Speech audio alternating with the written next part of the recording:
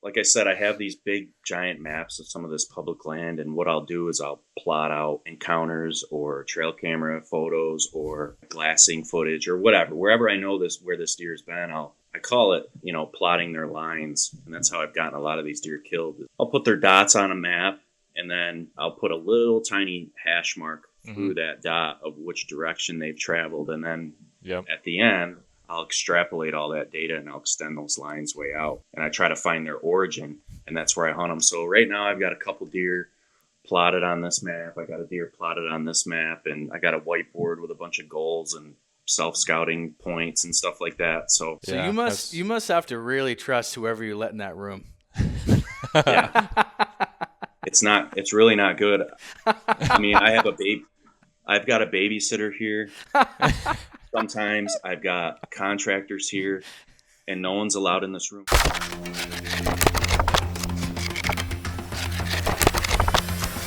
Welcome to the Just Hunt podcast.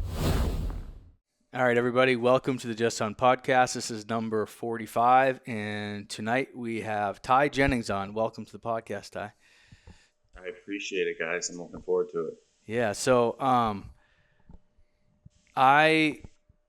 I'm actually excited about this one. A lot of our guests I know a fair amount about. I don't actually know a lot about you, but what I do know, well, anybody that's watching knows already what's sitting there behind you on the wall. You're really successful hunter from New York State.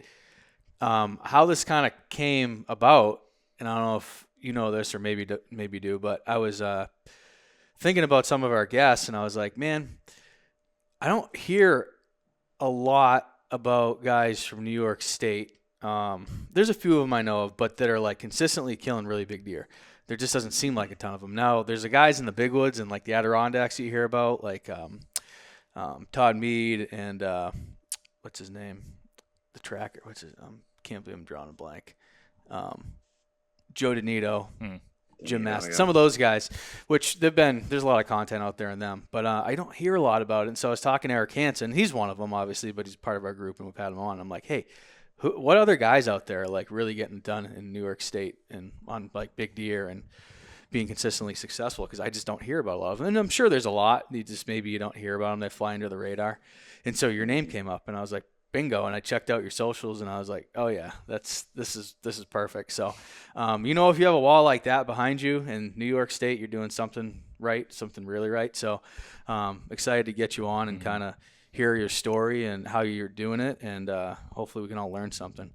Like anything else, it's just a lot of hard work and time, and I'm kind of running out of the time here with all the kids I have. But, once you set the foundation of, what you have to know out there, you can be real efficient. Yep. So it's like anything that people think there's like snake oil out there. There's some magic potion, but it's just miles and miles and miles and hard work and a lot of gas and a lot of time. Yep. How old are you, Ty? 34. 34. And how many kids do you have? I have 4 kids under 6. Okay. I feel like that's tough to do. It is not easy to do. I'll tell you that. It's not easy. Oh, that's funny. Yeah, Brett also has a herd of children upstairs. But they're a little. I mean, there's 4, but they're 9 and younger. So you got you did really consolidated that. So I'm impressed. Yeah. Eventually, I'm hoping it gets easier. Everybody says it will, but yeah, I don't know. It's kind of getting hard as it goes. When the older ones start to be able to be more self-sufficient and kind of take care of themselves, clean up after themselves, it gets easier for sure. But you're kind of at the point where none of them can really do a whole lot for themselves. I mean, they kind of can, but mostly no. So it's tough. It is what it is, Everybody's got to deal with their own stuff, but I kind of like it, dude. I like the challenge. That's why I hunt exclusive public land. I would love to hunt private land, but I really do just love the challenge. I just switched careers at 34, and so that's another part of the challenge, a huge schedule change. I've got the 4 kids, just put an addition on my house, so there's just so many things going against me right now. Yeah. And I kind of actually like it because things were getting like a little stale as far as hunting. Like, not that it was easy, because it certainly wasn't, but I already had the blueprint, and I kind of had everything just flip upside down in the last year. So it's kind of cool. Yeah, I can see that. I think it speaks to your personality, and gives you something new to For sure, you like a challenge. I can tell. So that's probably why you've been successful. So, can you tell us a little bit? So you're from New York State. Can you Well, we'll get into that, I guess. What's your background hunting? Like, did you grow up hunting? Family hunted? Like, what's the story on that? Yeah, I got really lucky. I was kind of born and raised in the public land hunting arena. My dad has been doing it for over 40 years, and I mean, as soon as I could get out there with him. I was probably 4 or 5 years old, shooting one of those little Brave bows out in the backyard, posing behind all his spike horns and crotch horns. Yeah. Mm-hmm. He was dragging me out there for, blood trails, even if I didn't want to go. And, I'm really glad he did some of that stuff. As a kid, you don't always want to go do things, but, as a father, you kind of have to force him sometimes. And he forced me to do a lot of that stuff. And I loved it, when I was out there. But yeah, I mean, a lot of the mainstream stuff that you see now that guys are doing in the hunting woods, this mobile hunting, the modifying your gear, like all those things, trying to get an edge on all the competition, he was doing when I was a little kid. So, I mean, that's how I was raised. And throughout my years, I didn't surpass him because he's, one of the most, innovative hunters I've ever come across. But, I've kind of gone my own way and done things my own way. And I'm really thankful that I was born and raised in that kind of thing. Because some of these guys that are hyper successful, they're like, yeah, my dad didn't hunt. My uncle showed me a bow once, but I've been really lucky that, some of the public land I hunt still today, I was walking around on at 4 years old. So that really helps. Mm-hmm. Yeah. So, is your dad still hunting like that? He is, yeah. He is. Still getting around good. It's everything's kind of caught up to him. But what he was doing 35 years ago, I mean, he was miles ahead of everybody else. I mean, he was welding racks on a bicycle just to get 3 miles back from the parking lot. Mm-hmm. He was, using water access. He was hunting bedding areas and points, and he was modifying his tree stands, climbers and hang-ons. And he was doing all the things that people are like doing now. Mm-hmm. And he was just trying to get ahead of the competition because I'm pretty intense when it comes to hunting. I take it a little more seriously than most people. It is competitive. It's a competitive sport to me, and it was competitive to him. So he was always trying to get an edge on all the other hunters, which is the competition. And he did. But now everything's the skill gap, that effort gap, the information gap is shrunk way down. So it's hard to get an edge these days, but yeah, he's still doing it. So so it sounds like you grew up a pretty serious hunter then, because your dad was. So by default, I mean, I'm sure there was a little bit of learning curve, but you were kind of in the deep end right off the bat with him. It sounds like, to an extent. Is that fair to say? Or I would say so. I mean, I played sports in college, so like anybody, you that becomes a job in and of itself. Like, yep, yeah. So you hunt when you can, and some years I may not have hunted, but when I got out of college, I don't know, 2012, 2013, I really had no outlet for that effort, that focus, that intensity. And that kind of went into fitness, and then that kind of fizzled out. And then hunting was like, I mean, it's just compounded, and my wife hates it, but she doesn't hate hunting, but she's like, I said, I've always been this way. And she's like, you've never been this intense with it, but it's just, that's where all my focus, all my effort has gone into. So I've always been serious about it. I've always loved big, mature deer because that's what I saw my dad going after. But I mean, I can't imagine going one day without trying to get, 1% better when it comes to whitetail. Yeah. What sport did you play in college? Lacrosse. What school? Yeah. Oneonta. Okay. Gotcha. Yeah. Catskills area. Yep. Do you pretty much exclusively archery hunt, or do you use everything? What do you do? I have, when I was younger, I kind of like steelman this, archery is, the best, and I'll never go hunt. And then in 2020, I picked up the gun because I was panicking. It was December and I hadn't killed a big deer yet. And I'm like, I just want to in 2020, 2021, I had this major breakthrough with hunting. But anyways, in 2020, I picked up a rifle for the first time ever. And on public land, it's a war zone in New York. It really is. It's not fun. The Orange Army, yeah. So this was later in the regular gun hunting season, so there wasn't a whole lot of people out there. But I went out, was kind of running and gunning. I wasn't sitting still doing any of that, and I killed a nice buck.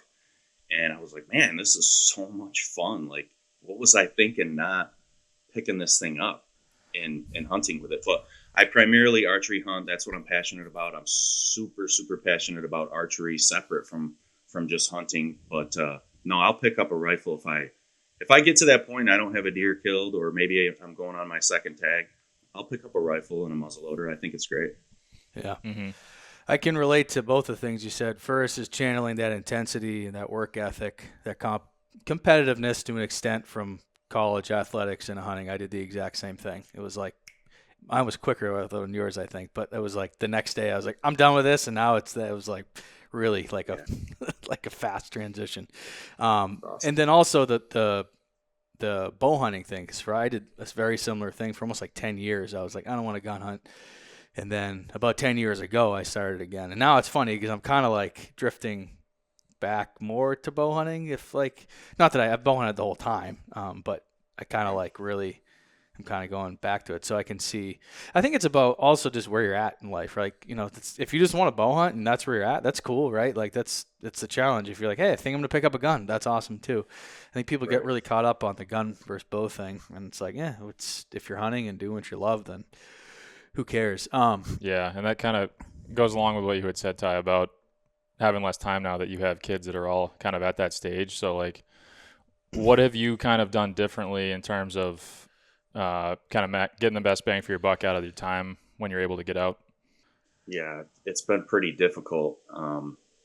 So last season was the first season for a lot of things. I started this new job, which was really just a massive schedule change. I'd worked rotating swing shift for about 8 years. So I worked about 14 days a month, and then I could stack a whole bunch of vacations. So I pretty much could get out in the woods 20 days straight if I had to. And then I went to like a normal day job, 7 to 4 o'clock. Yep. So that was way different. The kids all being, having 4, and then they're getting a little older. They're in sports. That was different. And then I hunt primarily, like the last 7 or 8 years, I've hunted one deer. Like I target one deer, and I love that. I think it's the most fun for me personally. And last year was the first year that I had 2 target deer that I had known for 5 years. One of them I knew for 2 years. I had all this history, and they just kind of fell off the face of the planet. And I'd never had that happen before. So I was like in this blender of like, what? Trying to get my bearings. Where are these deer that that I've known for so long?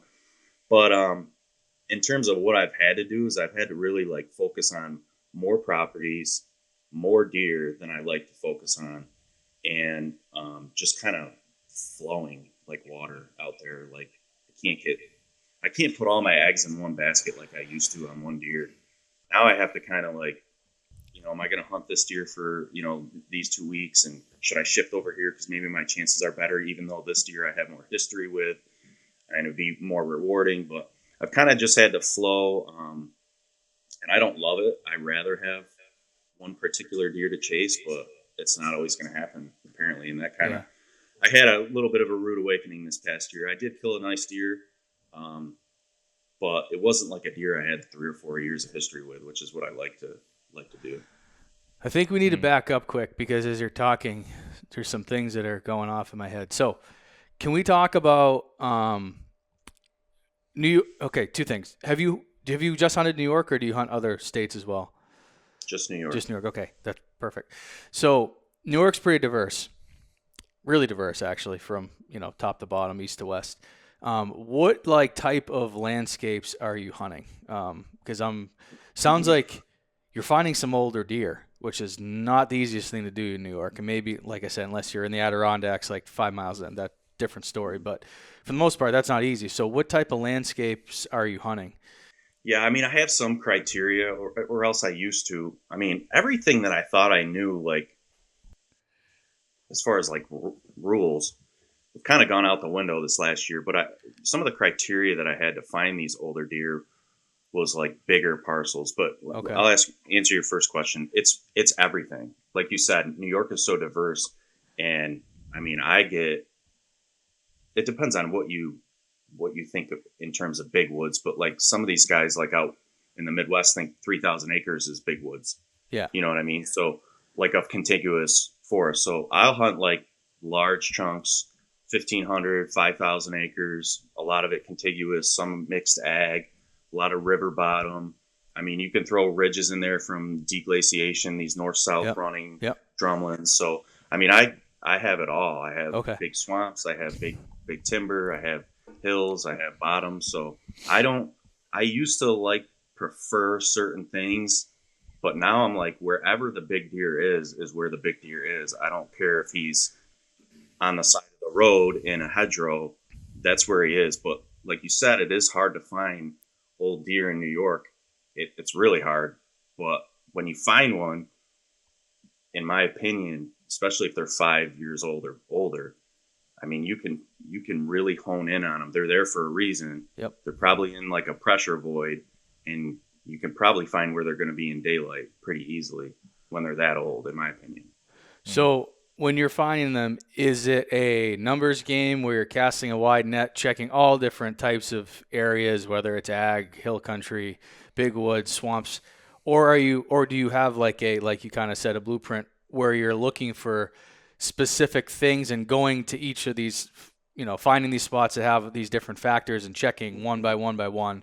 Or is it, because it sounds like maybe it used to be like that, but it's shifted? Or yeah, I like predominantly I like a big parcel because I don't want to get into the border game with a deer if I don't have to. I don't want to chase a deer that's not living exclusively on public, because then I can't learn. If he's wintering on some private piece, I can't learn about him during the winter, and that's important to me.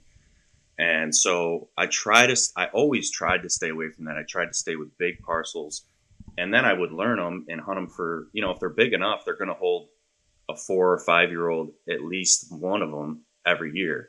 And then there's some carryover. So I can have like a bunch of 3-year-olds that carry over. Maybe I get 2 more 4-year-olds, so on and so forth. But really it kind of it started years ago, and I still had deer every year that would carry over. But if I don't have one that I don't know, summer glassing is big for me, because I can go find one and hope that it's within that. I see a lot of these deer in the summer shift about 1.25 miles, 2 miles back into their fall range. So I'll try to get to adjacent public, or if they're on the public, if there's some ag there, they'll stay there if it's a big enough piece. But yeah, Gotcha. it's a wide net now. I mean, I don't discriminate with the boundaries anymore, because I've ignored some mega giant deer that were living really close to private because they were living so close to private. And it was a huge mistake of mine.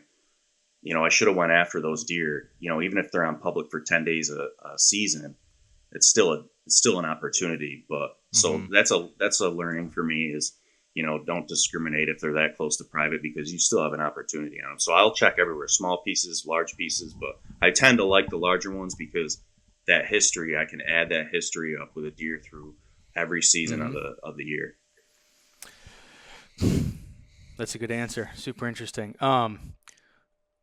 Obviously there's other hunters where you're hunting, to some degree. Is one of your main objectives is to get into areas that some other hunters aren't getting into? It's not a primary focus, because a lot of times the deer is in a pressure void where there is nobody. So I don't go. I don't technically look at a map and say, I'm going to go here because I don't think hunters are. I used to do that. I used to draw little radiuses around, parking lots and where I think people are accessing. I really just find the deer if I can. And then, I've been able to do this for a long time. Find the deer, and wherever he is, I just stay on him, because I don't care if I push him all over the map, as long as it's still in public. Yep. And a lot of these older deer, they're not going to vacate their core areas in my experience. So I stay on him all year. I learn as much as I possibly can. And if he ends up living 100 yards from 3 ladder stands on public, so be it. If he ends up living in a pressure void out in the middle of a swamp, so be it. It's just wherever it ends up being is where it ends up being. That makes sense. So you're not necessarily looking to avoid hunters. You're finding deer that are avoiding hunters. So kind of by default, when you find them and stay on them, you're avoiding hunters just like them. Yeah, a lot of the time. Sometimes these deer are like right under your nose. You hear about these overlooked spots, and I was never like bought into that. I'm like, it's just all ancillary noise. It's like, find the deer, hunt the deer, find the deer, hunt the deer, and repeat. But I'll find some of these deer 15 yards from a 2-track hiking trail road. Yeah, yeah. I'll find some of these deer way out. It's just it's wherever it ends up being is where it ends up being. Yeah. Gotcha. So if you're kind of searching around these spots, casting a pretty wide net, we'll say, and being a little flexible, are you doing that in season, like still hunting your way around? Are you doing just like mid-season scouting missions with nothing in your hand and just strictly trying to take in information? How do you? What does that look like for you? Yeah, for sure. It's a little less now. I wish I could do it more, but time is limited. But yeah, there's so many miles put on during the season. I hardly hunt from a tree stand anymore. It's probably 70% from the ground. And that's just because I'm moving until my spidey senses go off. And a lot of times I kind of know where the deer is. So I'm moving in his core area anyways. But yeah, in-season scouting, glassing, moving cameras around, just trying to bump deer, get eyes on deer. I mean, I used to hunt when I was younger. I used to just, drive the truck out there, slam the truck door, get out to my tree as fast as I could, climb up the tree, hook in, and then, okay, now I'm hunting at a spot. And it's like, that's a terrible way to go about it, especially in New York on public land. You hardly see any deer. So I started like, as soon as I get in that truck, I'm in hunt mode. Everything is dialed in. Everything is keyed in. I can't step on a stick and make a noise or else my hunt's ruined. Because I found myself, when I really took access seriously, I found myself running into a lot of nice deer just on my way into a spot. So I'm hunting all the time. It's not just when I get to a spot anymore. Obviously time's a little bit more limited now, but previously, if you hadn't had a deer, that you're aware of year to year type of thing. So by fault, you just had one because you were aware of them for 2, which I have that all the time. So I know that those are tough questions to answer when it seems like there's certain areas that have a pipeline of good deer and you don't need to really go back and find them. It's just like, where they're at. And yeah, he was 3 last year, he was 4, and he's 5, he's big now. It's like, how'd you find that one? It's like, well, I don't know. I found it's not really like you found that deer, you found the spot and we're right. But if you were to say, if you didn't have that, what would be your system to locating them? Would it be winter scouting, shed hunting, summer velvet trail camera stuff, in season? Like what would you really focus on if you had to find a new deer, would you say, or all of the above, or like for me, it's winter scouting is where I find new spots, and that's like my number one thing. And then it's like, I'm building off of that. But would you have like a typical tactic for finding those deer initially? For sure. Yeah. Last year, actually 2 years ago, I kind of left this big piece of property that I've always hunted and kind of branched out into some other stuff. And that's exactly what I would do, is like postseason, or, if I tagged out in October or November, I would let gun season kind of cool down, but I'd still go scout like in December before the snow fell. And I would just hit the entire property until I found something that, when you do it so often, you kind of just know. It's hard to explain what you're looking for. You just know it when you see it. Like I'm not necessarily looking for rubs. They don't mean a whole lot to me. It's when I find like certain habitat, when I have 3 things come together and it just feels really bucky, then I'm like, okay, this is a spot that I need to kind of focus on. Maybe I'll put a camera up, or maybe I'll come back and glass it. But, that's kind of what I do. I follow a ton of edge, everybody kind of does that. Maybe I'll find a shed in the wintertime. and that'll key me in. I got a whole bunch of maps around me, big giant maps. Yeah. And I'm looking at one right now, and that's kind of what happened 2 years ago. I hit this piece and found a couple sheds. I'm like, wow, this is impressive on public, not a big piece, and nobody's picking them up. There was a couple sheds that were 2 years old. I'm like, man, that's rare. That means nobody's been out here shed hunting this, and that's out of the ordinary. So I threw one camera on that piece, and that was in May, and then June and July I just had these giant deer on it. So that kind of springboarded me into that piece more, and I hung a couple more cameras. I glassed that piece quite a bit, and this past year, so I had a couple years of history with some deer, but I never hunted it. I say history, but I just, I never hunted these deer, but I watched them from the road or from the glass or from trail cameras. And then last year I killed one of those deer this past season. But yeah, it's just, dude, it's a boring answer, but it's just boots on the ground until you find what you're looking for. You know what I mean? It's just. No, that makes sense. I mean, does some people have, like some guys are like summer velvet guys, right? They just like cover so much ground and try to find a velvet giant, and that's how they find them. Some guys are in the off season. Some guys are shed hunters. They find a big set of sheds. There's all different ways. So it's just interesting to hear kind of how you do it. Because I think everybody's slightly different. So that's good. So I think you said a few seasons ago, several seasons ago, something clicked for you. So what was that? Can you talk about that kind of transition and what clicked? Yeah, that was this deer right here. Yep. Over my left shoulder. It was 2019, 2020, somewhere in that time frame. And I was taking hunting seriously, and I killed some really nice deer, but I was just kind of like aimlessly hunting. Like, I didn't really know exactly what I was doing. I mean, relative to where I'm at now. So I think that was the first year I got a trail camera, and I hung a trail camera on this ag field in the summertime, and this deer popped up, and I'm like, what? I go, that's a 150-inch deer at the time. I'm like, I didn't even know they existed really in New York. Like, I was so naive to it. And then I think it was July 13th. He went by the camera and poof, he was gone. He never showed back up. I'm like, oh, well, that's cool that at least they're out here, And so I was glassing a ton that year just because of that deer. I'm like, okay, there are giant deer that exist. So that was one thing. That was like, okay, there's giant deer out here. I have to be out here to see them in the summertime, in the springtime. I can't bank on them walking by me in October. It's just not going to happen. So I glassed all the time, and I found a bunch of other big deer that I ended up hunting later on, in seasons to come. But this deer in particular, it was October 13th. I had sat, I don't know, maybe 6 or 7 times up until that point, and I was still kind of hunting like, get to a tree and climb up the tree as fast as I can. And, that's when I'm hunting and sit in the same tree and not really see anything. Well, I kind of said to myself, you know what? I'm sick of this, sick of not seeing deer. I'm just going to get down, get on my feet until I bump or find deer.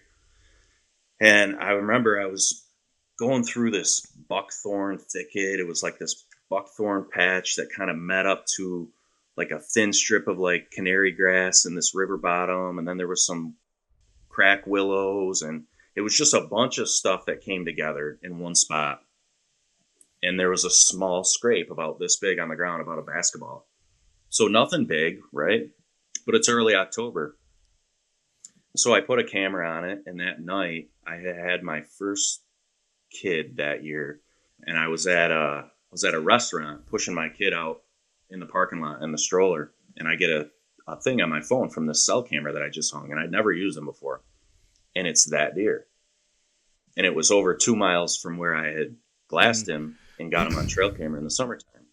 So there's a couple things there. There's big deer here in New York where I'm hunting on public land, and he shifted 2 miles. Mm-hmm. And I still, luckily found him. This was an area I've always hunted. My dad's always hunted, but he shifted there for a reason. Well, anyways, that next night, it might've been a couple nights after, I went out and accessed this spot. Had a good wind, and I was hanging a tree stand in a dead ash tree because there's nothing out there. These river bottoms are just so, there's not much out there. You have crack willows that are all growing like this. So if you find a tree, it might not be in the spot, but you try to make it work. So as soon as I was putting my foot up on the platform, I could see him just slink into the cattails. I'm like, so he is here. He saw me, and now I know where he's at. And I didn't really know any better. But I waited. I was like, okay, the information out there tells you to go let the area cool down for a week. Whatever. I justified my strategy in whatever way. So I gave it 7 days, and I said, okay, this deer can see me when I'm getting to that tree. He's bedded that close. So what I'm going to do, because it's a wide open river bottom, there's about 4 feet of canary grass, swamp grass, whatever you call it. And then there's pockets of cover, pockets of buckthorn, and there's stuff growing up into it. So I crawled on my hands and knees for a quarter mile through this river bottom until I got to a spot where there was a piece of cover between me and where he caught me a week prior. So I climbed up this little pathetic tree. It's about this big around. I'm sitting up there. There's vines all in front of me. I'm trying to clear them out of the way. And it starts raining on me. And it's getting pretty late. And so I took out the grunt tube and I grunted a couple times just to maybe entice him to come out. And I remember looking at the radar in the front. I was just on the leading edge of the front. And I texted my buddy. I said, I'm about to get rained on. Like it was a bad thing. And I said to myself, if this deer, I can see quite a ways, if this deer pops out from cover right now, there's not enough time between when I see him and when closing time is for him to get to me.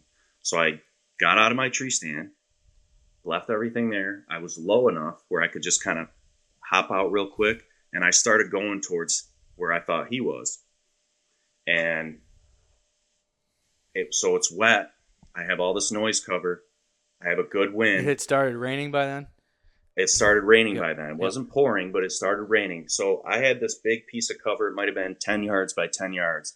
And I just kind of brushed my left shoulder by it. And then there was a small opening. And then there was another similar sized piece of cover. And as I went past mine, he was doing the exact same thing. And we met in the gap in between.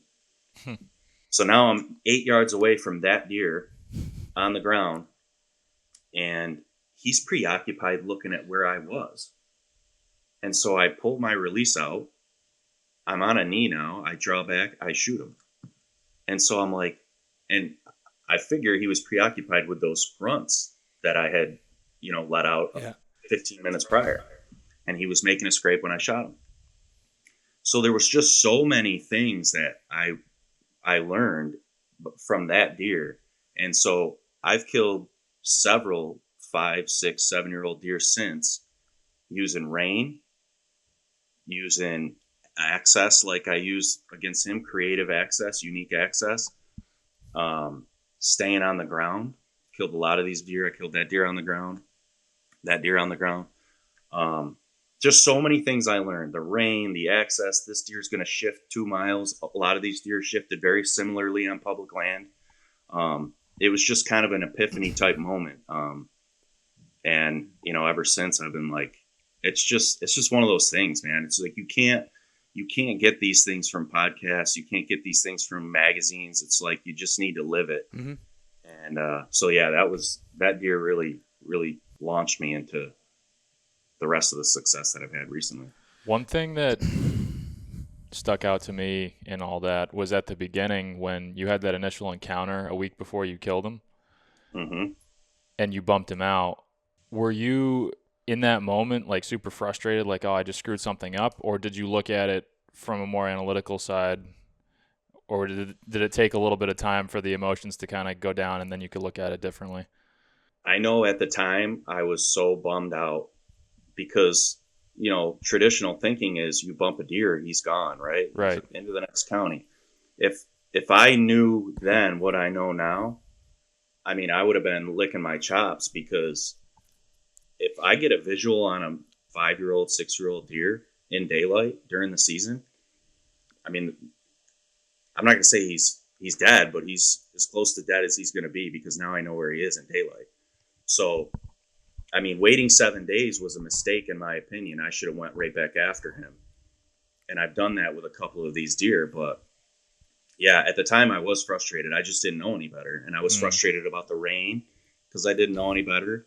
But yeah, I mean, I was definitely like, now I kind of, if I have to, it is a tactic. I'll go and try to find these deer. And if I bump them up, I bump them up. I don't want to, but it's not a negative thing if I do, because I can't push these deer.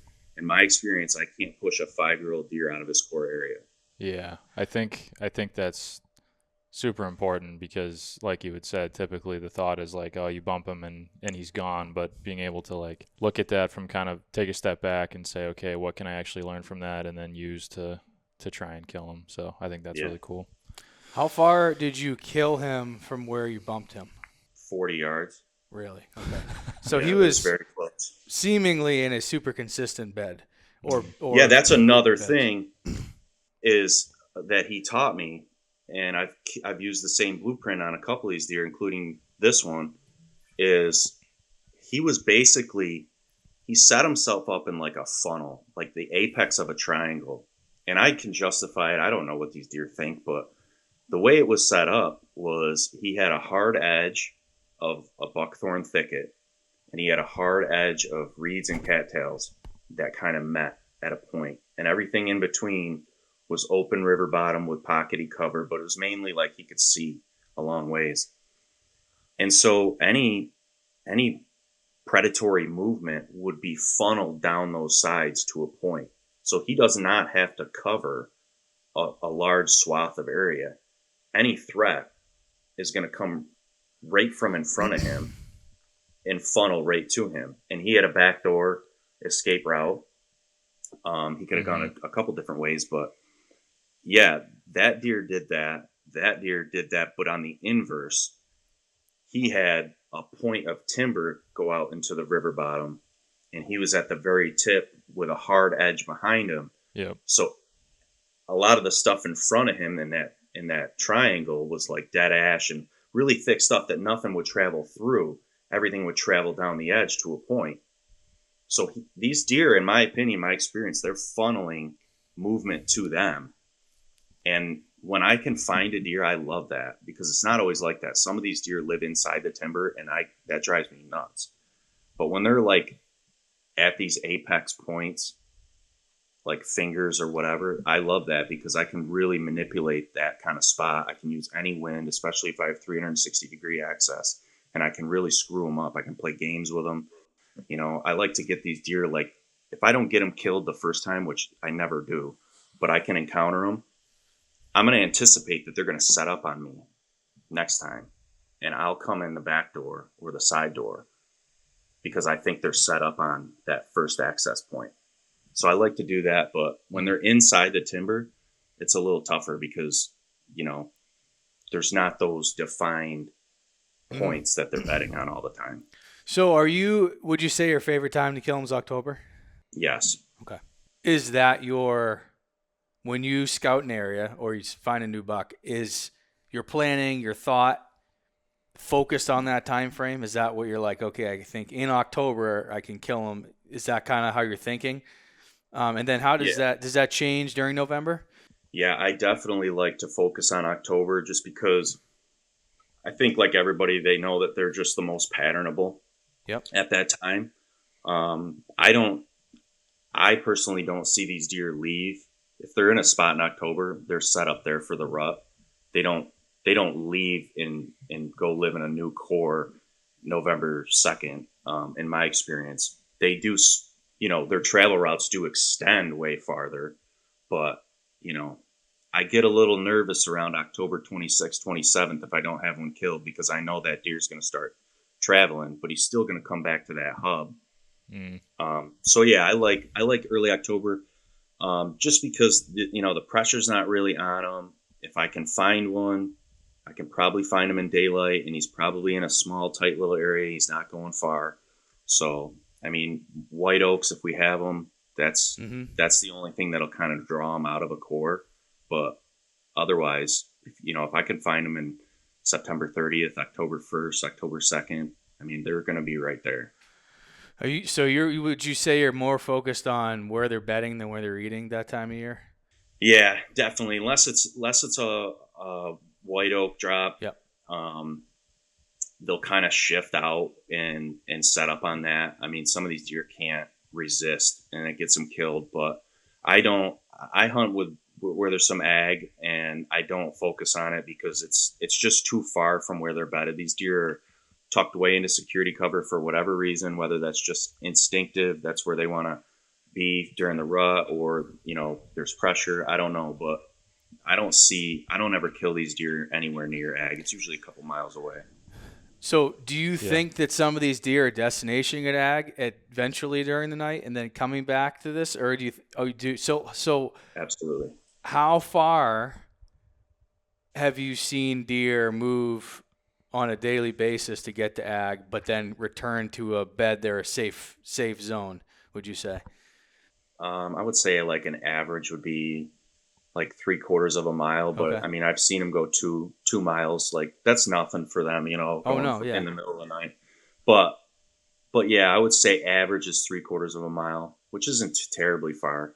It's not far, but you're not even in the ballpark if you're hunting them anywhere near that ag, right? You're not even in the game. Right. For Oh, the most yeah. part. I mean, maybe you get lucky, one day a year or something, but you're not even in the ball game 3/4 of a mile away. No. So then how does your strategy change during the rut, or does it much? Are you still kind of focused on those beds? I'm pretty much in panic mode by then, but no, my strategy doesn't. Because the guns are going to start banging here pretty soon when we get into November. Get a couple weeks maybe. My strategy doesn't change a whole lot. Like I said, if I know where a deer is, my biggest fear is not knowing where a deer is, and I don't mean like what tree he's laying under, but just like a general core, like 100, 200 acres. If I know there's a deer inside of 100, 200 acres, then I'm fine. But during the rut, it's the same thing. I see these mature deer, they'll be gone breeding a doe somewhere, probably in their core area, and then they'll just be back. If they're not there, they'll come back to that hub. Might be a day or two, and then at night they're out looking for the next doe. But I mean, I don't get real nervous during the rut because I think these deer are gone. I just get nervous if I don't have a deer to chase. So my strategy doesn't really change. I'm still hunting that deer's core area. I might just be a little more nervous. That's all. Yeah. Pressure's on. And then what about gun season and late season? Full-fledged panic mode at that point? It's got to shift a little bit, right? Panic. Yeah, my wife can't stand me at that point.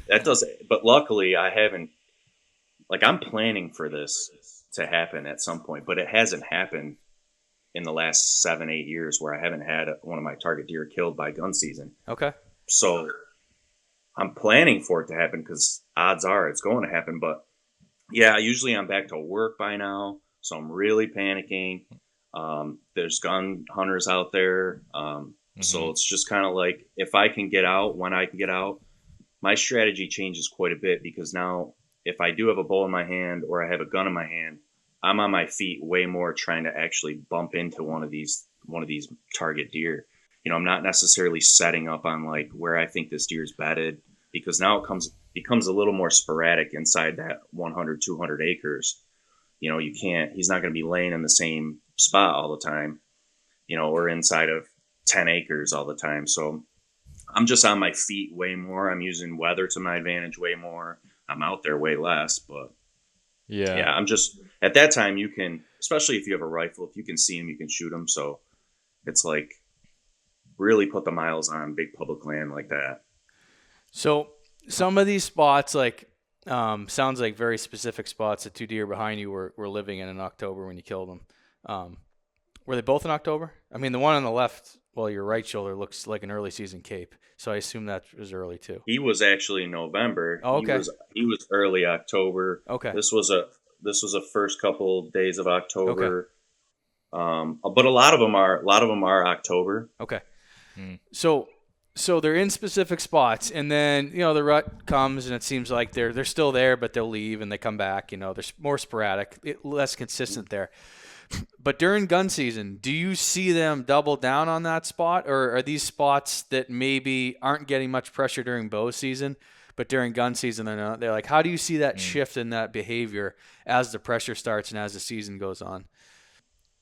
I mean, generally, I see these deer do kind of double down on their core area, just because they validated it for so many years. Yep. But I would say, like, when they're not there, the other areas that they're in are much more sporadic than they would be any other time of the year.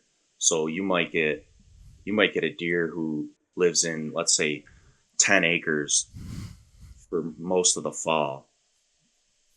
But when gun season opens and the rut's on, like, he might be bedded 2 miles away one day. He might be bedded by a road the next day. I mean, he's generally going to always come back to that core, and that's where I'm going to hunt him.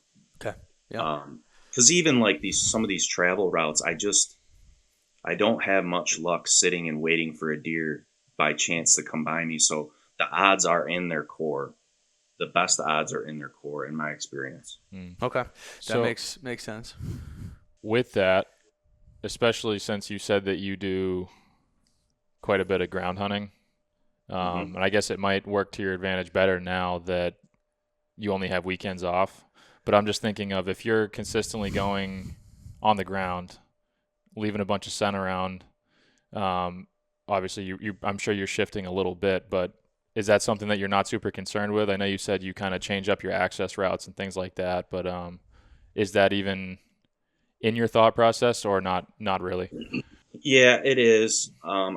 I take access very, very seriously. But in the same sense, if you don't do it, somebody else will. So it's like, I have to get in there and hunt them wherever that is. Like, I don't even look for trees anymore. I just look for a spot, and whatever I have to do. If I have to sit in waist deep water, I have to lay on the ground, I have to be tucked, on a riverbank, like, I'll do it. Yeah. If that's the spot. And what I'll do to, like, combat that impact is I'll try to come up with, like, a unique access route. And a lot of times they suck, right? Because you got to row a canoe 6 miles, or you got to walk the long way around through a bunch of shit, or whatever the case is. You got to do something out of the ordinary that's really hard to get and backdoor a deer whose primary instinct is to survive, and he's been there for 6 hunting seasons. So yeah, I mean, I'm concerned about my impact, but like I said, if I don't do it, someone else is going to be in there doing it, and it's better that it's me. So you said that, or you're saying that you're mostly hunting on the ground, but it sounds like these areas can be pretty thick. Is that so? In my mind, I'm wondering, if you're not in a tree, are you struggling to find good setups where you actually can shoot vitals of a deer? Like, if you're talking canary grass or cattails or any of this buckthorn, that's in my mind, that's an obstacle to try to find beyond the X, but also be able to shoot the thing when it walks up, right? That's why I like to try to get in a tree, is to give a little bit of an angle. So how are you doing that? Because that seems like it's a challenge. Yeah, a lot of times these deer, like, not all of them, but some of these bigger, more mature deer, I find they don't live near trees, because maybe trees mean, negative repercussions. But yeah, I mean, if there were trees available that I could get in, I would look at the tree and be like, I really want to get in that tree for all the reasons you just stated. Yeah. But most of the time, like, some of these deer I've set up 40, 50 yards from where they were bedded, and that's how I got them killed. So I cannot, like, this deer taught me, I was too close to be getting up a tree because he caught me. Yeah. So a lot of times I'm that close to these deer, so I can't get up into a tree. But as far as the obstacles go, yeah, there are a lot of thick barriers, and I don't find that these big deer move inside of those. I find they move on the edge of those, and I don't hunt inside of them. So luckily, like, a lot of this river bottom stuff that I'm talking about, and even inside the timber, you can get some of those interior thicket edges and stuff like that. It's more open, and a lot of these deer, like, I find use their vision, a lot. a lot of times they move with a tailwind. You know, they can see what they can see what they can't smell, and they can smell what they can't see. And so I've had like encounters. I had a deer that I known for like, I don't know, 4 or 5 years. He was this giant 160-inch 8-point. And I ran into him on like October 30th, and he was living right next to the road inside this tiny little cattail pocket. And I could just see his tine inside there, and I waited him out, and I'm laying on the ground waiting him out because there's other deer looking at me. And eventually I got too impatient, which is another learning, was be more patient. But I stood up and kind of walked inside that just to see. I'm like, all right, if he's in there, I'm going to bump him out and see where he goes. And I like to do that. And if he's not there, then he's not there, and I'm not going to waste my time anymore. Well, I went in there. He bumped out. I looped back around, ran down the road to try to get a visual on to see where his escape route was. It's very important. And he kind of hung up on this edge. It was another like triangular like shaped edge, and he hung up on one of those edges. And it was about a 45-yard shot, but I had some cattails right there, like right in front of me. And I'm like, I don't know if I can shoot through this stuff. I just don't know what my arrow is going to do. And so I try to shoot every day. I try to spend a ton of time, you know, with my archery equipment and get better. So that next season, or that off season, because I didn't get a shot at that deer because I wasn't confident enough in my equipment. Mm-hmm. I started shooting through stuff like that to see what my arrow would do, see what I could get away with. Mm-hmm. And I could get away with a lot more than I thought I could get away with as far as arrow flight through some of that. Yeah. You know, not like real sticky, woody stuff, but, you know, some of these cattails and reeds and stuff, you can get away with a lot more than you think. So that's another way I combat that situation is I know exactly what my arrow setup, what my equipment's going to do in the situation. Yeah. What do you run for a setup for your arrows? Right now I'm running the Easton 5.0s. It's about 479 grains. There's a 55 grain outsert and 150 grain tip. It's on the front end. There's quite a bit of FOC, but yeah. I had dropped down from like a 600 grain arrow, which I saw no advantage to, back down to about 479. And I think I like that better pin gap wise because like instinctively, if you have to shoot a deer quickly, you know, ethically, but quickly, I don't like those big pin gaps because there's just too much margin for error there. Are you shooting a fixed head? I am, yeah. Okay. Yeah, I thought that would probably be important if you're shooting through some light stuff. You don't want to. Yeah. And I'm always experimenting. I got about 5 different packs of broadheads sitting here that I'm trying to experiment with because I've had some devastating results from shooting deer in the shoulder. I've got hundreds of inches of antler out there that I couldn't recover because of it. Oh, really? And I don't know what it is. I'm trying different sight picture setups because I just don't know what the issue is. Obviously, it's arrow placement. It's my fault, but how can I clean that up? I mean, I've been doing this long enough that I'm not nervous. It's just there's something going on. Do you think it's a penetration issue, or you're just like hitting them high where you're not going to kill them? It's certainly a penetration issue. One of them was a frontal shot, but they both of the deer are dead. I killed both the deer. I just never recovered them because they were just. I mean, sometimes you hit these deer in the shoulder and they could die 2-3 weeks later. Yeah. Sometimes you hit, you know what I mean? It might be one lung or in the wrong section of the lung, but yeah, my issue. I don't know what my issue is, but I have to figure it out fast. And so I'm trying different broadheads. I'm trying different setups. I don't think the heavy arrow setup is for me because, you know, that bone breaking threshold, it's just too slow, in my opinion, when I'm face to face with a deer. I've seen them duck and roll way too quick at 17 yards with a 600 grain arrow. That makes sense. I'll just grab that iron well. I'll just throw this into the mix for you if you haven't already messed with these. If you're worried about penetration, this is a jacked up one. But that right there has been really good to me. And it's iron will? Yeah, the single bevels. I was, like you, was at 610 at one point. Now I'm down back to maybe 520, so not quite as light as you, but I don't really have any reservations about that. I think if you're around 500 somewhere, I think that's going through most whitetail shoulders. So anyway, that's a side note, but yeah, I think having the ability, well, especially if you're on the ground, man, because things like if you're grunting or the deer's coming at you, I mean, most of the time the deer's approaching you, you're going to get a quartering to or a frontal. That's just the nature of like the deer's coming at you. He's not gonna be walking backwards, quartering away towards you, right? So like you're gonna get that frontal shot and that quartering too. So I think it's kind of a necessity in your setup if you're hunting like that. That like, yeah, you got to be able to go through a shoulder every once in a while and get the thing killed. Agree. So makes sense.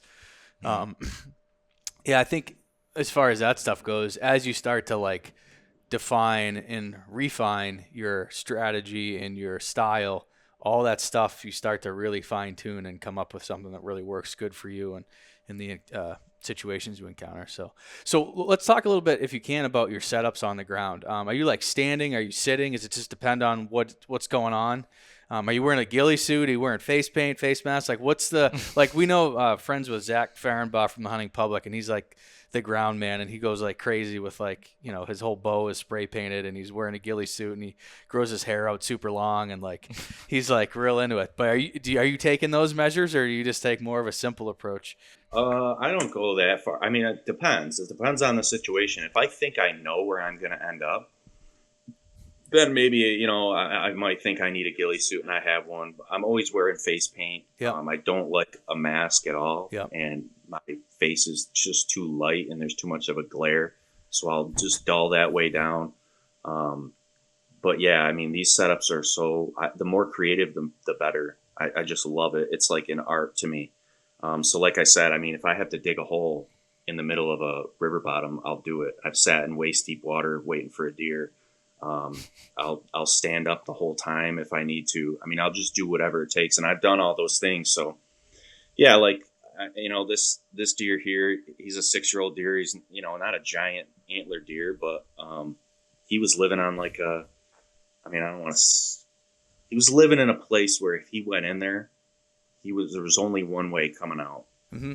And so I took some water access and I got up on shore, because otherwise all this other access from the north, the west, the northeast, he would have got you with the wind. He was just set up. He was bulletproof. He probably did it his whole life, but nobody had ever taken that extra effort and came through the back door with a canoe or come up from the water. So I actually didn't have a canoe that time. I told my wife, I said, I'm going to go kill this deer. I got to go find a boat. And I got a 14-foot aluminum rowboat that I'd never used before. I threw it in the bed of my half-ton pickup truck. Barely fit. Going down the thruway, dragging this thing to the river, killing myself. It's squawking as I'm rowing down the river. And I get there, and so I kind of floated. I'm like, where am I going to set up on this deer? Because it is so dry. And that nothing irritates me more than when it's dry out, because you can't go anywhere, right? It's so loud. So I'm like, where's the perfect spot where I can get up on the bank and just stand on the bank? And so I found it. I shoved this rowboat right in the bank. Took about an hour to go 20 yards up the bank. And there's some willows on the bank. And I just stood there, and he came out. It was about 35 yards, and actually shot him with that same iron will broadhead that you just showed me. Yeah. So that was a cool one, just because I kind of called my shot, and I was chasing some much bigger deer, but I knew he was a mature deer, and I'm like, I was having a tough season. I'm like, it felt so good, that creative access, just standing up behind a willow. I mean, I find when you're on the ground, it's harder for them to see you, even though you feel more naked than you when you are up in a tree, for whatever reason, if it's skylit or what it is, but I just feel invisible on the ground. Let me ask you this. On these ground steps, are you going back like that particular spot? If you hadn't seen him there, or maybe you caught a quick glimpse, whatever, would you have went back and stood in that same spot? Or are you staying pretty mobile every day? Okay. Yep. So it depends. It depends on the Yep. It depends on the wind. If the wind is the same, I'll have to do something similar. Right. But I don't want to be in that same spot, because chances are he's going to do the same thing, and now he's on to me probably. Gotcha. Yep. He might not have seen me, but later that night, odds are he's going to investigate. He's going to get my scent somehow, some way. So, yeah, let's say the wind was coming out of the north that day, and I didn't see him but I still had a good feeling he was there, or maybe I got a glimpse of him. And then the next day it was coming out of the south. I would do something completely different. So I wouldn't get to that same spot. I would just find a similar spot on the opposite side, the trail there, whatever the case is. I like to do that just because not only is the wind different, but if that deer has any inkling that I'm hunting him, he's setting up for me. He's just going to do it. He's setting up for me. He doesn't want to leave his core. He's done this. He's played this game a million times. So I'm going to use that to my advantage, and I'm going to flip the script and come in from the opposite way if I can do it and pull it off with the wind. Gotcha. And I like to give them the wind a lot of times too. I mean, you guys have heard that a million times, but just try to give them the wind a little bit and just be off. How much do trail cameras play into you killing deer other than just knowing they're alive in an area? I would say now they're just an inventory tool, and I kind of despise them. But I've killed deer strictly off of trail camera data, and I didn't love it. I felt dirty about it. It's not, I like to spend more of my time chasing deer than pictures and glassing deer. But I would say now they're just a tool for inventory to know where if a deer's alive, especially this time of year. Like, I can't even get out there right now. There's so much snow in our area. So I have a couple trail cameras still out there, still got some battery life left. But yeah, I don't like to give them any credit. I mean, at all, because I'm doing all this work. I'm putting in so much time, sacrificing so much time away from family, sacrificing a lot of money to get out there. So yeah, I don't like to mess with them in season. If you let them, they'll control your life. You know what I mean? Oh yeah, I know. Yeah, no, that's good. That's good. I think you're hearing more and more of that from people. But yeah, they're lethal, man. They are lethal though.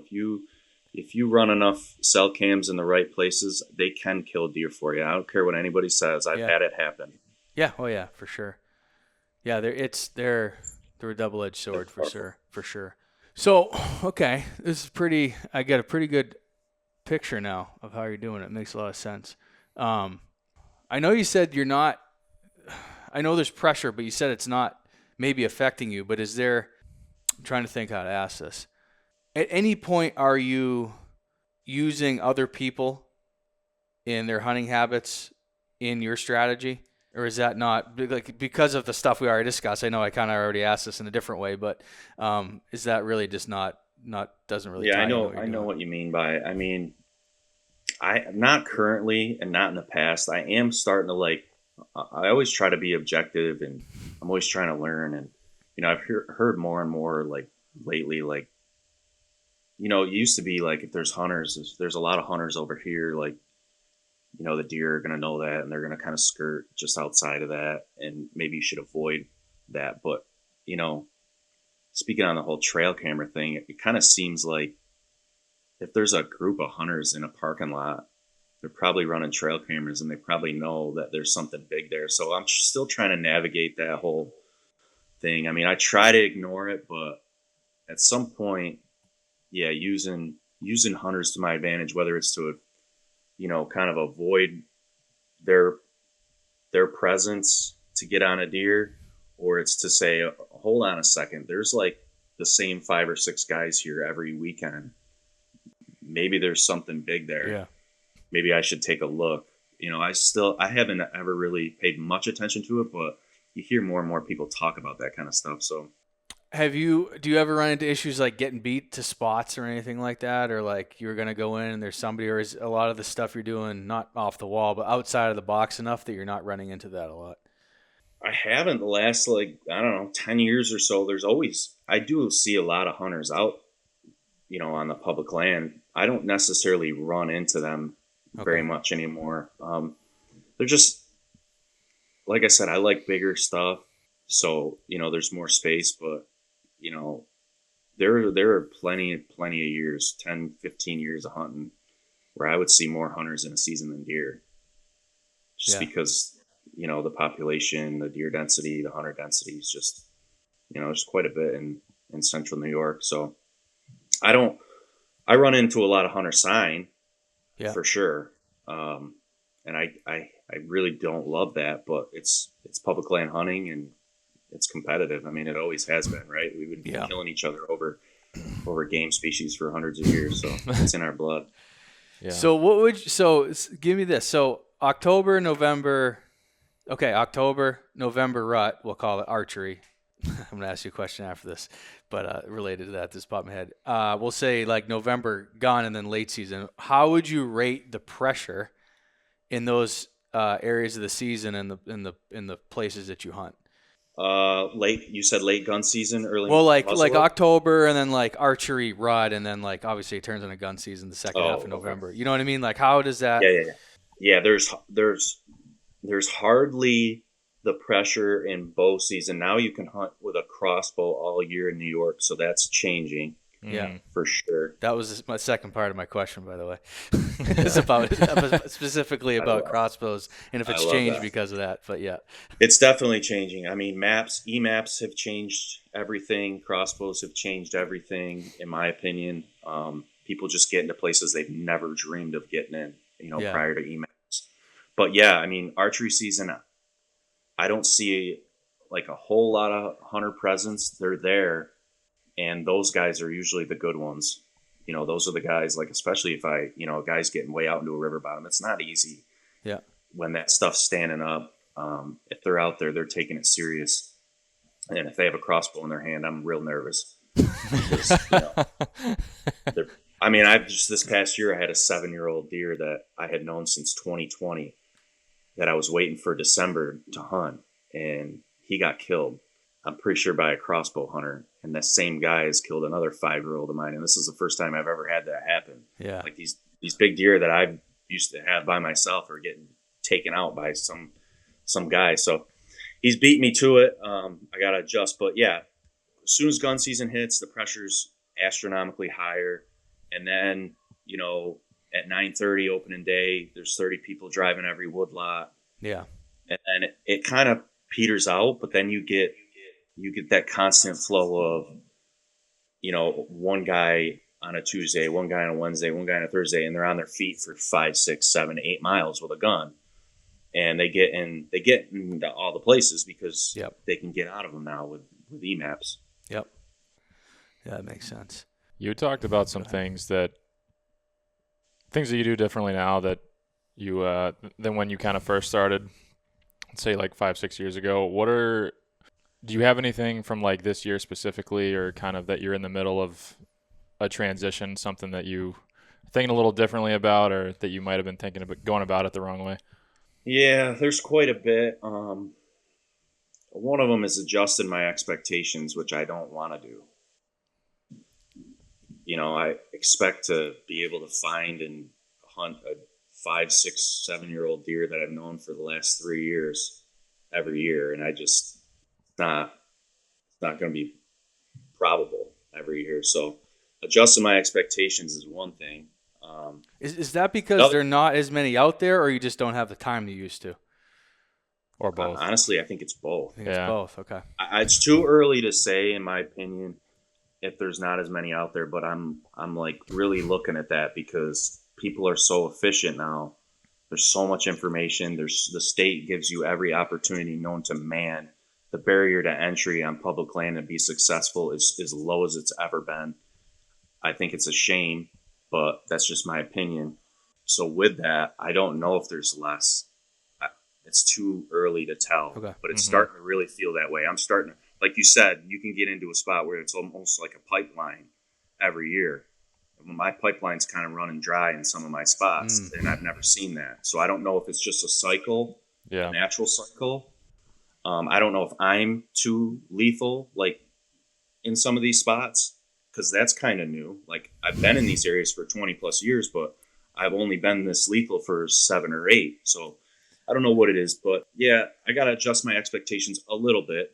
And I definitely need to not put all my eggs in one basket, which I've done for the past, 7, 8 years. More properties, wider net. I'm looking for a public land booner in New York, so I'm trying to cast a really wide net, get to know some of these properties. It's hard to not be married to one property that especially if it is like a pipeline. Yeah. But Well, Yeah, I'll say specifically, like, the biggest thing, people always ask me this, like, as soon as you step foot out of that truck, you got to be in hunt mode. You're hunting. You never know, like, when you're going to run into a deer. And I never did that before. I always was trying to race to a tree, a spot, but now it's just like, you kind of got to be locked in the whole time because it could happen at any moment. Mm-hmm. so you just said you're looking for a public land booner. So I would say that your expectations are probably not going. You just said you have to adjust them. Sounds like you adjusted them the other way, which I think is awesome. Honestly, I think that's pretty cool. Are you at a point where you could adjust it down and go to shooting, a 115-inch 4-year-old and be happy about that, like hunt a deer like that and feel good? I mean, I don't feel bad about saying no, because I know I could tell you I would probably just rather not hunt that deer. I'd just go look for a different one. I want to be okay with that. I really do. I would love for that to fill my cup, but it just doesn't. Yeah. It just does not. And I don't know why. Like, people talk about everybody's, you go through like the evolutions of being a hunter, and, I'm like at that point where like history is primary to me, and then antler size is very close behind it. Like, I wouldn't be okay shooting a 4-year-old. It eats at me. I killed a 3-year-old 2 years ago that was like a really big 3-year-old, and I didn't know it.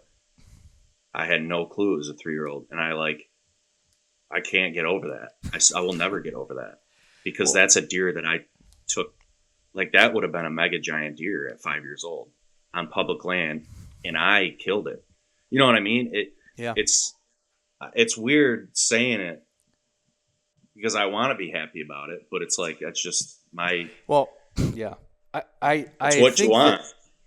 I think that if you've had the experiences that you've had, and you've had the relationships with these animals that you've had, when you follow a big giant old deer for multiple years, like, that is a super rich experience. And I think it grabs you and focuses you in a way that not much else does. And when you go through that whole process that may have taken 3 years, and then you're successful, that becomes such a special part and a big part of your life, almost an experience, that just shooting any old 4-year-old buck that, you don't know is just such a stark contrast from that like I can see, because I'm kind of in the same boat. Like, I can see that, that's not going to be the same for me, and it's just not going to get me fired up the same way maybe it did when I would have been 18 years old or something like that. So I don't think there's anything wrong with that. I just think that's a product of the journey that you've had and the success that you've had and the relationships you've been able to build with these deer over the years, if that makes sense. Yeah, for sure. I couldn't have really said it better. I mean, even if I killed, I've killed some 5 and 6-year-old deer that I didn't necessarily have history with. And it's almost a shame, because it's just so much more short-lived, that the joy from it. And like, that's another reason people always ask me, why don't you go out of state? And like, you see people killing 4, 5, 6 deer across the country. I'm like, man, I pour so much into these kind of deer. There's some more over there that I've had history with. Yeah. It takes out everything out of me. And then when you kill a deer that you've known for 3, 4 years, it's like you said, it's a different level. It really is. I'm not saying that it's for everybody, because it can be devastating also, but it's a totally different experience than just having an opportunity on a mature deer and killing them. So just to compliment what you said there, I had last few couple days of December, I had an Iowa late muzzleloader tag, and I went out there and I found a buck, killed him. I mean, right up there with the biggest deer we ever killed. He was a 5-year-old, and I knew about him for found his sign. I heard a rumor he was in this area. So then I went there, not seeing much. And then when I got in there, I was like, yeah, there's a big deer here. And then threw up a couple cameras, hunted him that night, didn't see him. That night I got a picture of him and killed him the next day. And it's a huge deer. And it was awesome. but like, it's almost like weird to me. I almost feel like I didn't really deserve to kill that deer because like I just didn't know. I'm just wondering like what was he here all year? Was he here earlier? What would he look like last year? What was he doing? And I wonder all these things. And I'm like, I just knew about this deer for like 48 hours and killed him. And it's like, it's kind of weird, like just a different experience to me that like, I just wonder, like there's so many questions about this deer that I'll just never know. Like I just won't know about him. I live, thousands of miles away, and like, I didn't even, when I was going to Iowa, I had no idea this deer existed until, like that happened. And it's very interesting. Like, don't get me wrong, I was excited and it's an awesome buck and I'd do it again. But yeah, it's a lot different than having that, that long-term relationship almost with the animal and learning about him and whatnot.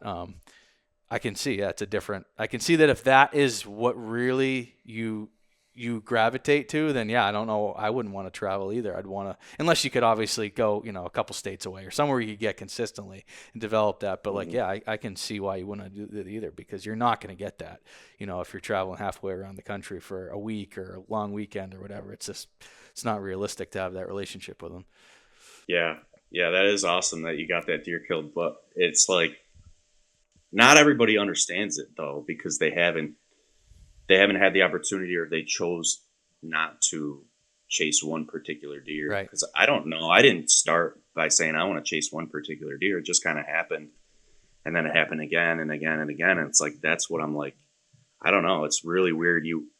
I find myself walking in some of the spots where some of these deer lived, and I'm still wondering about them. I'm still like, man, it feels so empty out here. And it's like, I don't know. It's like, what's the word for it? Like, romantic about it. I don't know what it is, but it's different. And if you haven't done it, you don't really know what it feels like. And I kind of invite everybody to try it once. But it's not for everybody. But yeah, it's still awesome to kill big deer like that. Yeah. It's just totally different. It's a different thing. And it's funny that some people hate, like they can't do it. Like they cannot do it. And I will say that I hunted it's behind us there, and I didn't kill him. But I got his sheds. But I hunted a deer for like 3 years, and I was like really like in this deer hard, like obsessed with him. Like it was pretty bad. And when he was gone, the next year I was kind of like fried. I was just like, I'm just like not doing it this year. I'm going to take a year off. I also, to be fair, didn't really have another big one that like I'd known, because I guarantee you if I did, I would have just jumped right into that thing. But I didn't, and I purposely like didn't look for it. And, it was like that year I shot a good 5-year-old, just nothing special.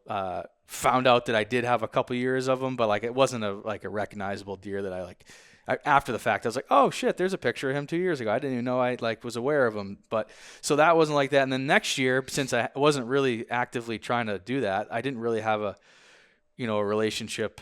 I had a little one, but like, it's almost like you can shy away from it. It can be too much at times. And I see a lot of people, like they do it once and they're like, I'm never doing that again. It ruined me. And I'm like, I want to do it most of the time. I can see how it would. It can be agonizing, but I mean, I just crave it so much, because it's just, I don't know, seeing these deer in May check into their ball ranges with nubs, and then June you can see a little bit more, and then you're out there in July, you're glassing them, you're seeing how they behave, and I don't know. And then when their antlers fall off, like people don't get it. It's like, I know every hair on that deer's body. I know that deer. It's like, how do you know? My wife's like, how do you know it's him? I'm like, it's him. Well, it's funny because when you look at them enough, they all look different, even without their antlers. You can like, Well, we had when we had Troy Pottinger on, he was talking about he can recognize the does in the areas that he's talking about. I was like, that's wild. That's wild. But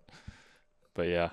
He also has probably less does than very true. A lot of people. Very true. Super low deer density, but yeah, no, I mean, for sure. Well, that's cool. That's so where do you go from here? Is it do you think it's looking for that? Are you looking for the next ultimate experience and to one up, the previous ones, or like, what do you think?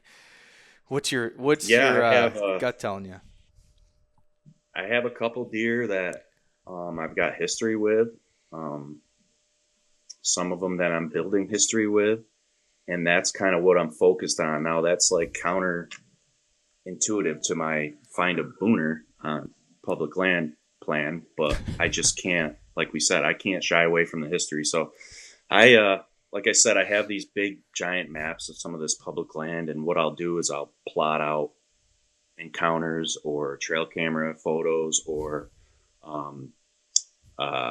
like glassing footage or whatever, wherever I know where this deer's been. I call it, plotting their lines, and that's how I've gotten a lot of these deer killed. Is I'll put their dots on a map, and then I'll put a little tiny hash mark through that dot of which direction they've traveled. And then at the end, I'll extrapolate all that data and I'll extend those lines way out. And I try to find their origin, and that's where I hunt them. So right now I've got a couple deer plotted on this map. I got a deer plotted on this map, and I got a whiteboard with a bunch of goals and self-scouting points and stuff like that. So from here, I'm just waiting for this snow to melt. I know. So I can get out there, shed hunt a little bit, and then I'm gonna start looking for these deer. So you must have to really trust whoever you let in that room. Yeah. It's really not good. I mean, I've got a babysitter here. Sometimes I've got contractors here, and no one's allowed in this room. No one's allowed.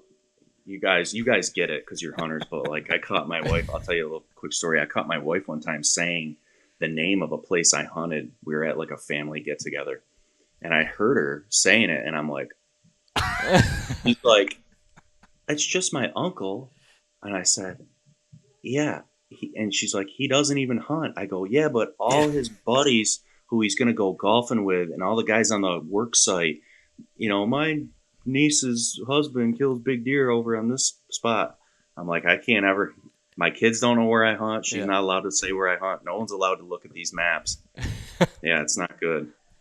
My kids have a couple of words and names they can't. I'm like, you can't say that. I'm like, you don't use that. You call it this instead. It's like some generic name. You can call that area this, but you don't say that word. It's so funny. Yeah. So, hey, so I get if somebody here's the thing though, and not everybody's like this. And I told you in the beginning, I'm very intense, and I try to dial it down because not everybody's like that, and it's competitive to me. It's not always competitive to everybody else, but if somebody tips me off with the wrong information, I'm probably going to go in there if I know there's a big deer on public land. I mean, I'm not going to sabotage another hunter, but I'm going to go take a peek. I mean, I had a guy, it was a sheriff. I was coming out and he asked me, you see anything? And I had just killed a 6-year-old. I'm like, nope. And he started talking to me and he gave up too much info. And somebody said they saw a big giant buck crossing the river down here. So I went down there and it was a 160 something inch deer, and I ended up putting an arrow into him. I never found him, but oh, no way. I mean, yeah, I used to not really converse with a lot of people because I was so focused and dialed, and they're the competition. Now I just kind of use it to my advantage. So I try not to let any info slip. Loose lips sink ships, right? Yeah. Well, I get it. Yeah, it's a weird. I feel like I'm way looser than I used to be, whether for better or for worse. I don't know. I'm getting that way too because honestly. I just don't care as much. It's like whatever. Yeah. I'm getting that way too. It's just one of those things now. It's like I kind of want to see other people. I can't kill every deer out there. It's like, and I have all this experience and all this information. Like I used to be against doing these podcasts, and it's like I kind of want to share this stuff. I want to share my experience. I want to see other people. So I've become a little more lax. As I get older and stuff. Well, and I think once you achieve a certain level of success, it's like, you want to be more successful, but like, I don't feel like you need to be anymore. Like, I feel like, particularly when I started, it was like, I felt like I had to kill a big deer and had to do it. Had something to prove. I don't feel like that anymore. And I think that it's made me less, like I said, just looser with that stuff. And it's like, okay, whatever. If that guy wants to go through the effort and go in there and get, I'm like, whatever, good for him. Like, I don't care. Like, that's fine. So I think there's part of it like that too, is that, one thing I'll say about your, the pipeline versus trying to find that one-off giant, right? I went through that and I feel like I just keep going back to the pipeline. The effort that you have to put in to find that one-off deer in a new area, is astronomical, and it might not even pay off. It might take 5 years to pay off, right? Whereas if you can get a deer probably in that pipeline that's pretty not quite that big, but it's pretty close, and you have the history with it, I feel like it's almost like a wash, if that makes sense. Like I have the same thing. I want to kill a booner in New England. And then a few years ago, I just was like, I want to, but like, I don't think I'm going to put in the effort to actually find one. It's going to be, I'm going to put in the effort in several different areas that I have the pipeline, that I know that there's a potential for those areas. The genetics are there, and I'm going to either have one or I'm not. And that's kind of where I've arrived. Right. It's like, that's how it's going to be. And I'm okay with that. You know, I just hope that sometime in my lifetime in that pipeline, one comes up. So that's kind of where I've arrived because I went through the same thing. Yeah. That's a good point. And that actually happened to, I typically don't hunt with anybody, but I had a buddy who just retired from pro baseball, and he's been hunting with me. And so for the last 5 years, you know, he's been off playing between February and October. And so like, I'll like scout some of his spots for him. I might put some trail cameras out to get him through like, you know, the season. And so he kind of made this one particular area his home that, you know, my family's hunted for a while, and he's had some really, really big deer, like some of the biggest deer I've ever seen in the country on this piece of public. And it's a pipeline, but it's not unique, but there's like a blueprint there that I've been paying attention to, because he just had a deer blow up that he's known since 2021. It blew up to it's got to be, he hasn't had it scored yet, but it's 200 inches all day long. Really? I'll show you guys a picture after. Did he kill it? Oh yeah. Oh, he did. Oh no shit. Yeah. Wow. He's not a guy that likes any kind of recognition. Yeah. He doesn't like being in the spotlight, but he's a hell of a hunter. And this deer, you wouldn't know it. Like, you wouldn't know he had that potential, and he just absolutely blew up. Like triple beam on one side, just a mega giant, non-typical. But what the blueprint kind of seems. You probably saw it. The blueprint was like, it seems to be some of this public land that's adjacent to big private chunks.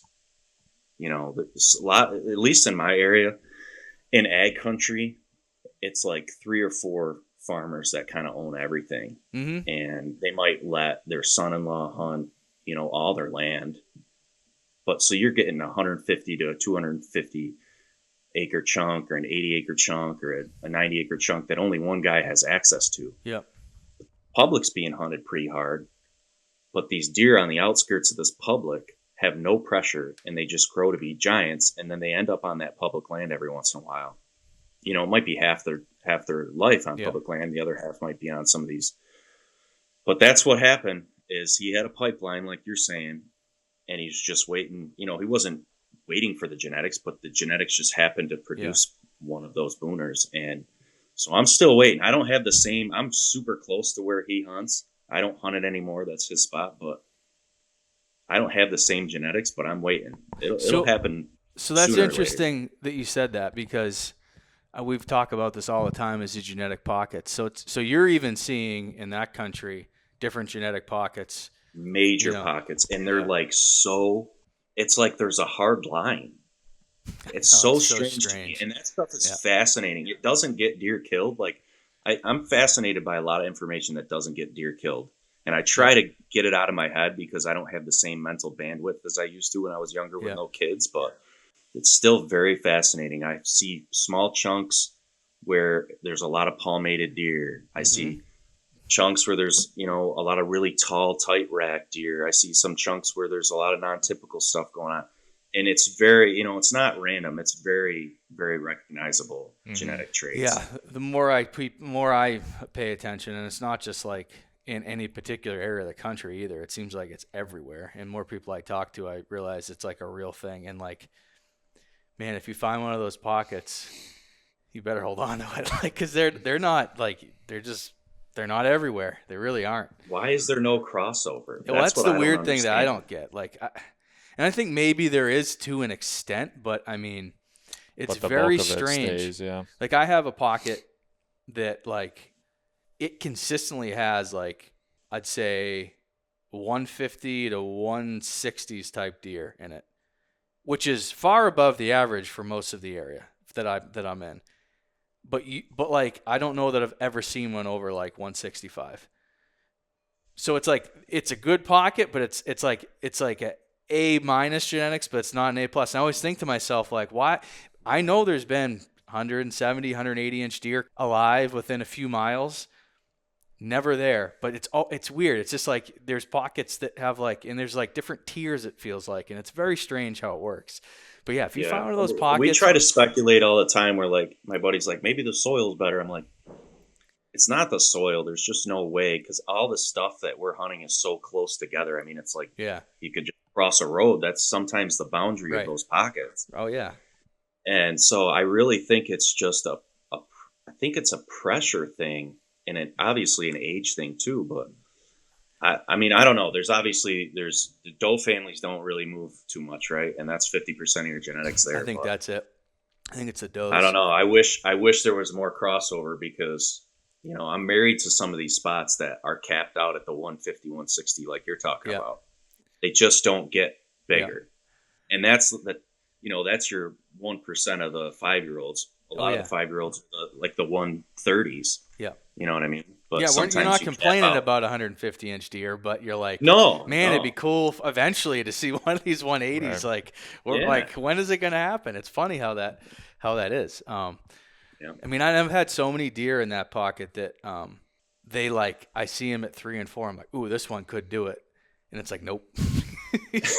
They always seem to actualize the same. It's like, all right, fine. Like, and they don't all get that big. And I'm sure, you know, at some point there probably will be one, but it is funny to see like those pockets. And I mean, everybody I talk to says the same thing. So it is a real thing. Like, you just see it. It's the same thing with like, you know, farm country. Some farms always just have giant deer on them.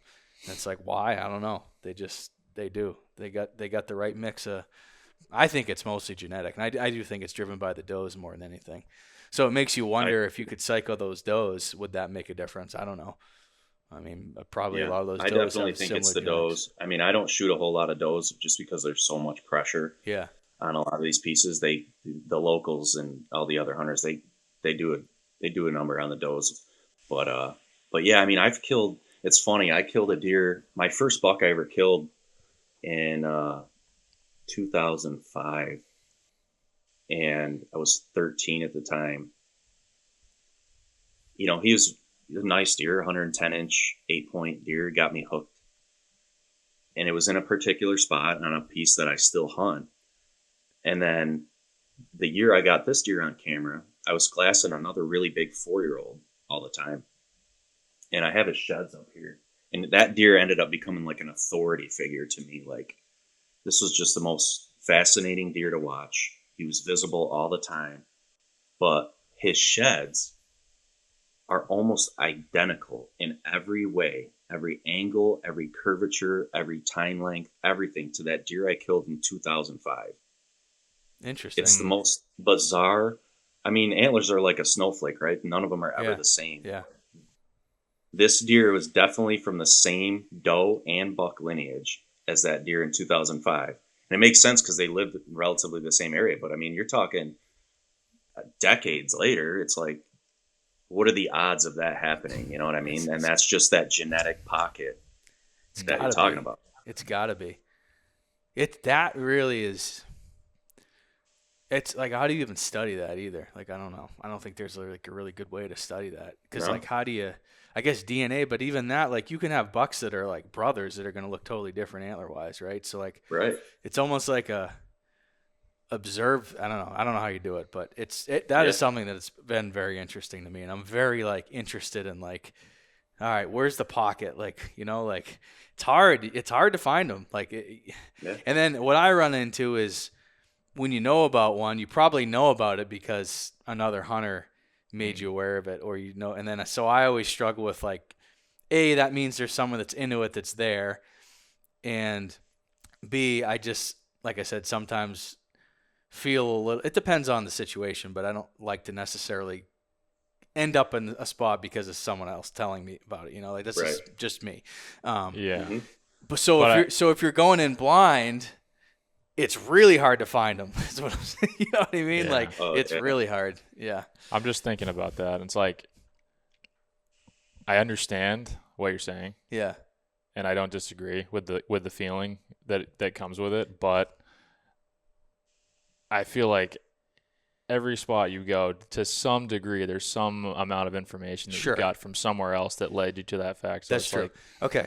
Yeah, you're right. Yeah. I think maybe it's how granular it is and how focused it is. It's like if it's a county or a town that I keep hearing about and I don't know anybody that's, necessarily there, or I'm okay with it. If we're talking like a particular piece of woods, then that's usually because someone hunts in that piece of woods, or like keeps seeing, like you could see the mailman tells you he saw a 190 down the road, like, and he doesn't hunt. Well, he's not going to tell you he saw a 190 if he doesn't hunt. He's going to say, I saw a great giant buck, right? So you don't know, what does that even mean? So if you go and stumble into it that way, yeah, okay, that's fair. But I just think a lot of the situations, I'm just like, I just feel like it's just, I feel like I'm just like, for my comfortability personally, I just like, I'm going to back off of that one a little bit. But I don't think know what right. it is, because I feel the same way. Like my buddy I was talking about who hunts real close by, like he's got more big deer than, he can shoot. And we're always like, hey, come, sit and hunt the rut, at least over here. And we're both like, no, that's your thing. Like, and I don't know why. I have no clue why it's like that, but it's like, you almost want to find it for yourself. No, well, which is also funny because, like, what's the first thing anybody asks when you show them a big deer? Like, even if you guys just showed me a picture, like, human nature is like, oh, where did you get that? Yeah. It's like you want to know.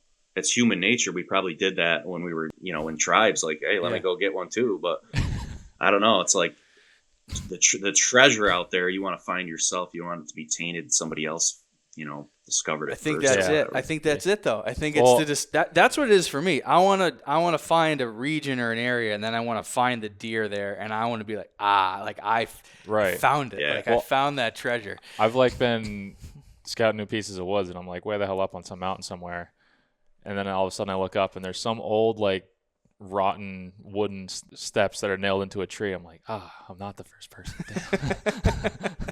But that's also cool too. I love that. Like when it's an old timer who hauled out a bunch of lumber into a swamp or somewhere, like you're like, oh, this guy, I wish I could talk to this guy. What did he see out here? Yeah. I mean, what an animal for bringing that stuff out, nailing it up there.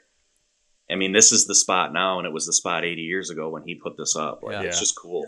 That is cool. Mm-hmm. Yeah, it's funny how I think when someone asks you where is that, there's two type of people. There's a person that's like genuinely curious and not going to do anything with that information. It's like it's going to go in their head and it will add to a huge data. So it does for me. Data set that starts to like recognize patterns. It's not just about that specific deer in that spot. It's just like regions in general and like large scale stuff. That's what I'm talking about. Yes, I pay attention to that for sure. But then there's a person that's like, I'm going there. You know what I mean? Like, and so, and obviously if it's like not a hunter that's, or, someone that doesn't, even if they hunt, like, go in there. I don't care. I hunt it like once a month and I'm going to shoot a doe. Like, I don't care if you go in there. It's a little different, but,